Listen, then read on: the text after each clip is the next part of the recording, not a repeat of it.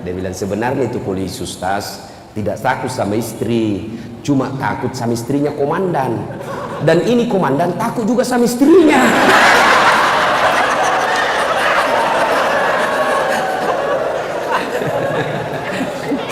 Bercanda ya.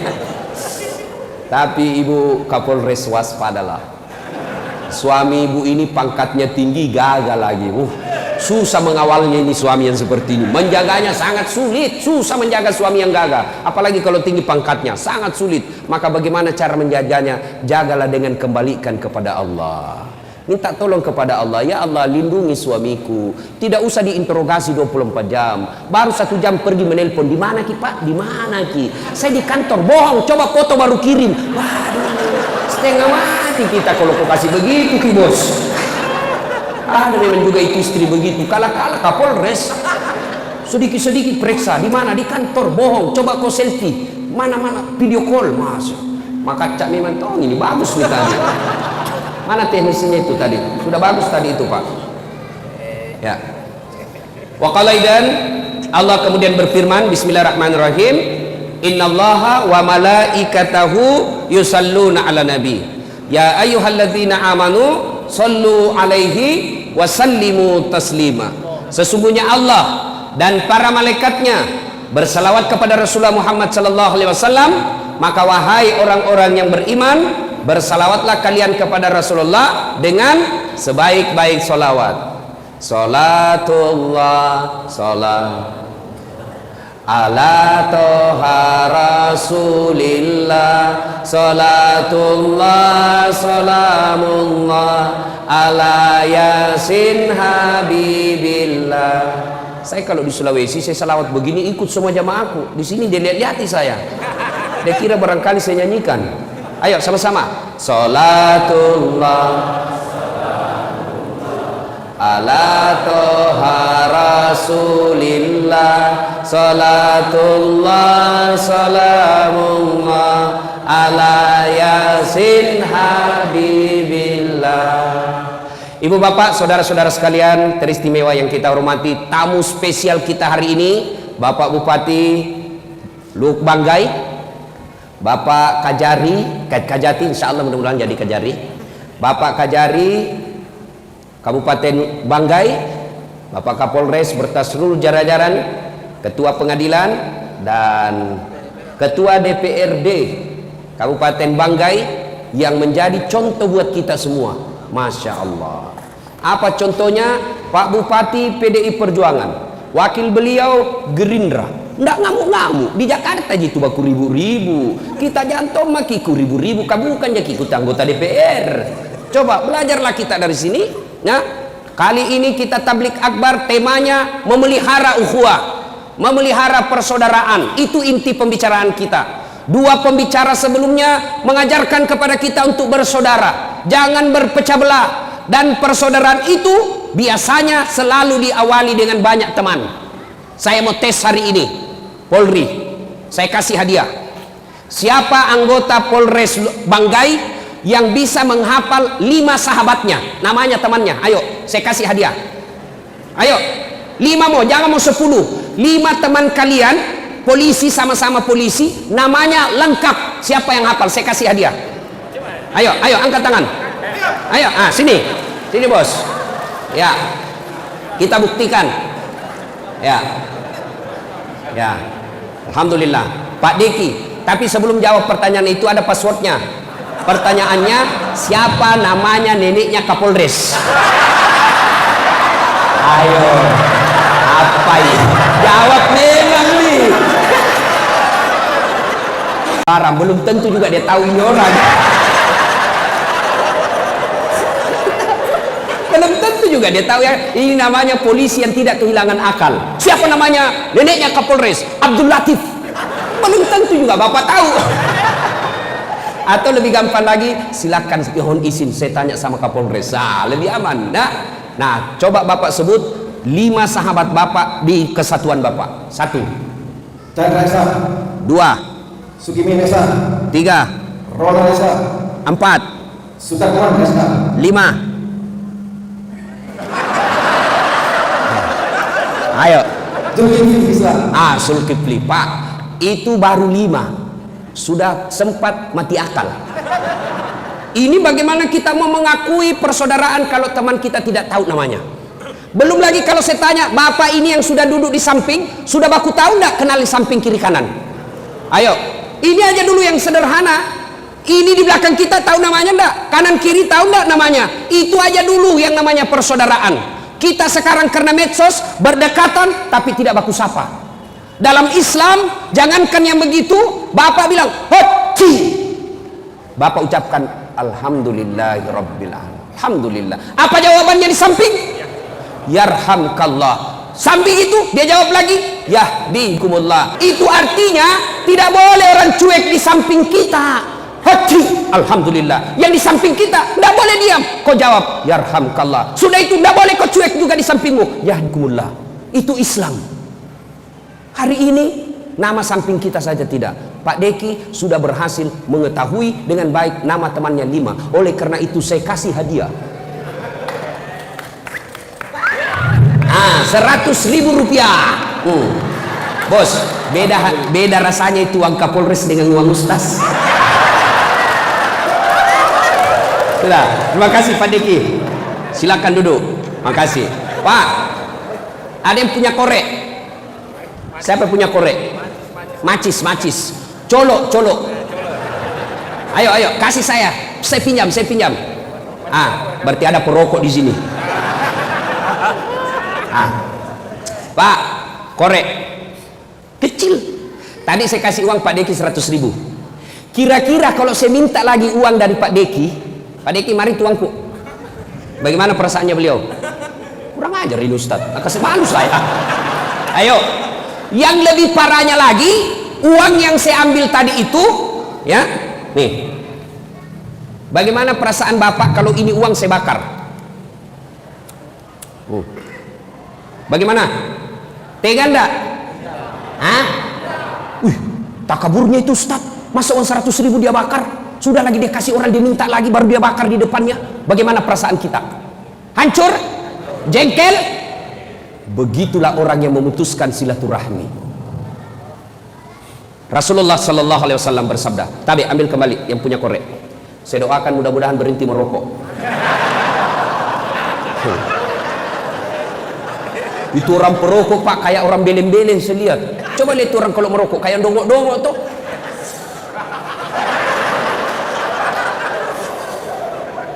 Itu aja dikerja 10 menit. Sekali-kali isap kunyah. Masa uang 20.000 kau buang-buang?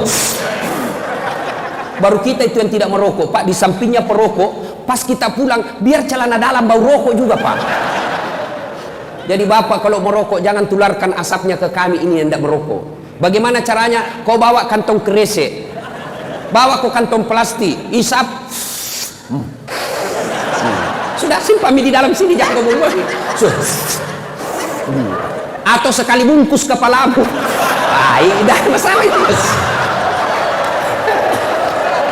Jangan marah Pak ya, jangan marah ya. Saya doakan Bapak berhenti merokok, pembeli rokoknya kita pergi umroh sama-sama. Itu, amin. Nah, Ibu Bapak, kenapa saya kasih contoh tadi uang dibakar? Nah, Rasulullah bersabda, Sittatu asya'in tukhbitul amal. Ada 6 sifat perbuatan yang menghancurkan amal kebaikanmu. Coba, dia makan kita punya kebaikan, dia hancurkan segala kebaikan-kebaikan kita. Ibarat kertas dengan api. Coba lihat itu tadi, begitu disulut api, sekejap habis itu kertas. Begitu juga orang yang punya sifat 6 ini, dia hancurkan amal-amalnya. Siapa yang sudah haji? Coba angkat tangan. Siapa yang sudah umroh? Siapa? Ini, bapak-bapak sudah puasa semua kan? 30 tahun puasa Ramadan tidak ada lepas. Sholatnya di Masjidil Haram, 1 kali sholat di Masjidil Haram 100.000 kali sholat di sini. Begitu pahalanya, banyaknya luar biasa. Tapi pahala itu semua habis gara-gara 6 sifat ini. Dia makan itu Pak. Apa itu? Kata Nabi, yang pertama al-istighalu bi uyubil khalq, Suka sekali cari jeleknya orang, nah lupa jeleknya dirinya sendiri. Nah ini tukang gosip. Penyakitnya ibu-ibu di belakang. Apalagi kalau dia asrama, semua mau gosip. Lewat tetangganya langsung dia, ku tahu gitu nak pakai jilbab, kenapa kak keriting rambutnya? Sudah, orang pakai jilbab dia celah pak. Sudah, lewat lagi yang satu, ndak serasi kudungnya, iyo kayak umbul-umbul. Dua sudah dia celah, lewat lagi orang pakai gelang emas, palsu. Kenapa kau tahu? Melengke itu hitam-hitam di gelangnya. Lewat lagi yang satu pakai lipstik, palsu lipstiknya. Kenapa kau tahu? Melengke di giginya. Semua dia celah. Jangankan manusia biasa, Nabi saja dia celah. Menurut anda, bagaimana pendapatmu tentang Nabi Yusuf? Dia celah juga itu Nabi Yusuf. Ya, sebenarnya baik, cuma sayang hampir tergoda sama Suleha. Nabi saja dia celah pak. Bagaimana menurutmu Nabi Nuh? Nabi Nuh baik, beriman kepada Allah, tapi sayang anaknya kafir. Coba, semua siapa dia celah pak. Orang seperti ini habis amalnya. Maka kata Nabi, beruntung orang yang terlalu sibuk mencari dirinya sendiri, mencari kekurangan dan aib dirinya sendiri, sehingga tidak punya waktu untuk mencari kejelekan orang lain. Itu kita kan terlalu sibuk pak, kejelekannya orang. Biasa ibu-ibu bertetangga. Pertama cerita sinetron Gina cerita pertama pak. Bagaimana menurutmu itu tadi malam sinetron? Wah, jelek betul sifatnya itu suaminya, kasihannya. Lama-lama cukup ribut. Kenapa? Seperti tetangga tak. Langsung tetangga jadi korban. Langsung dia bilang, iyo, kasihan ya, setengah mati suaminya. Pergi pengajian kiri kanan, istrinya selingkuh. Coba, apa gunanya kita cerita seperti ini bu?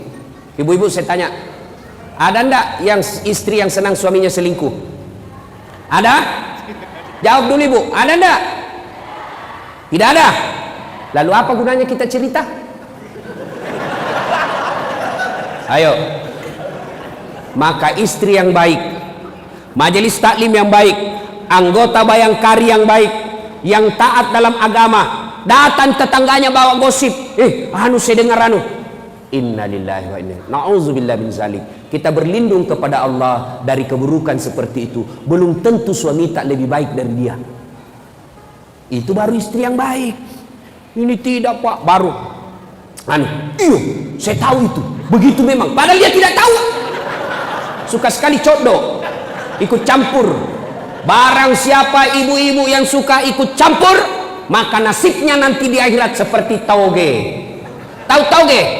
Bapak-bapak tahu toge? Coba lihat itu toge. Suka ikut campur toh? Kita bikin pecel ada ya, gado-gado ada, soto Banjar ada, ikan doang ada, tahu isi ada. Karena dia selalu ikut campur, maka Allah takdirkan seluruh toge dari Sabang sampai Merauke tidak ada yang lurus, semua bengkok. Maka kalau ada ibu-ibu bayangkari di komplek, pagi-pagi gosip, teriaki saja, pagi-pagi toge ini ayukibbu ahadukum, sukakah kamu memakan bangkai sesamamu manusia?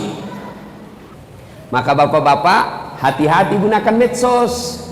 Begitu terima broadcast, baca lihat dulu siapa yang sebarkan. Kalau tidak ada sumbernya, jangan sebarkan, pasti bohong.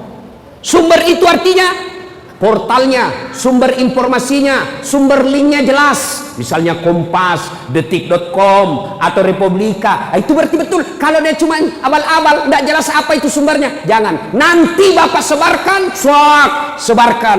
Ada orang tersinggung, dilapor, masuk bapak penjara. Orang jadi anggota DPR, bapak masuk penjara. Pikir dia.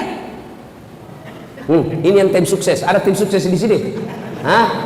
Ada tim sukses.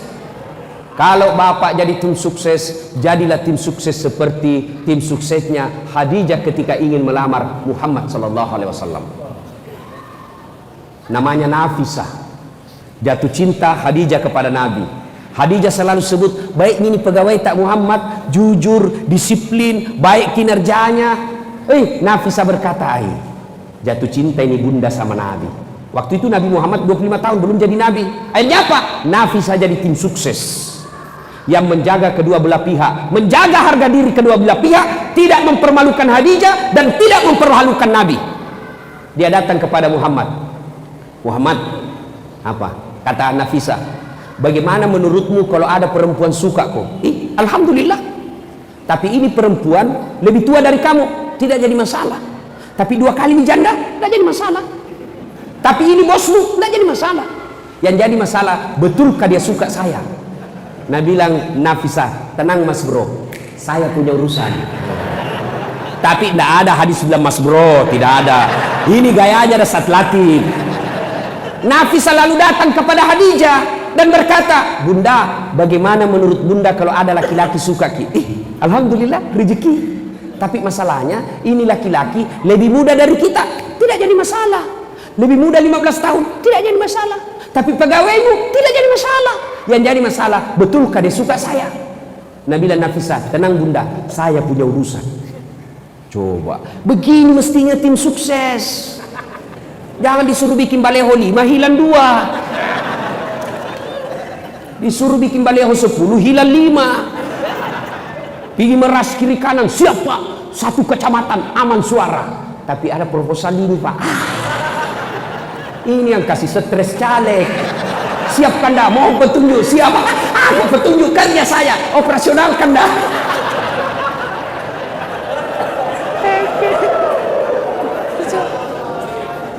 Pak, jangan memeras caleg. Caleg, jangan bodoh-bodohi rakyat. Sudahlah. Kenapa negara kita hancur ini, Pak?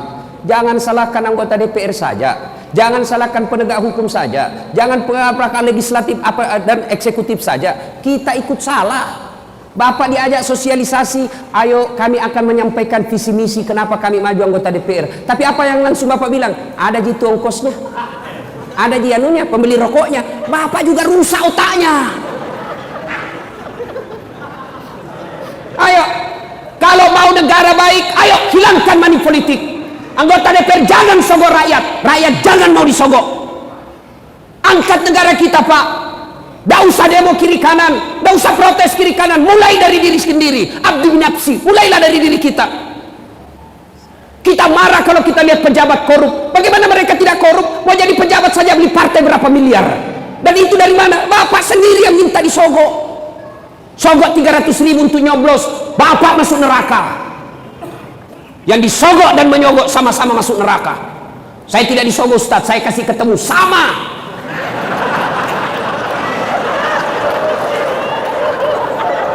Pak, 2019 17 April, bantu negara kita dengan baik. Dengan cara apa? Jangan mau disogok.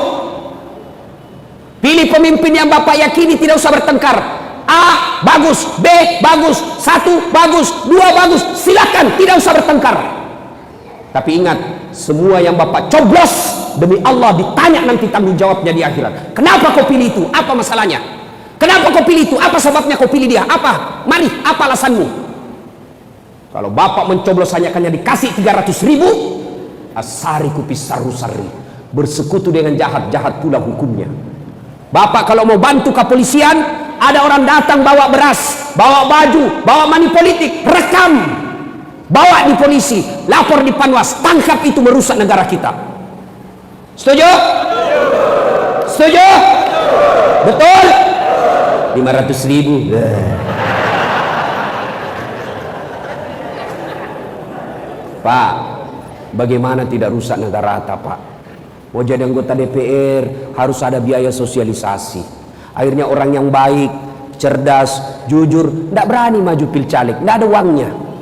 Akhirnya yang menjadi caleg apa? Pengusaha-pengusaha tipe C, tambang tipe C.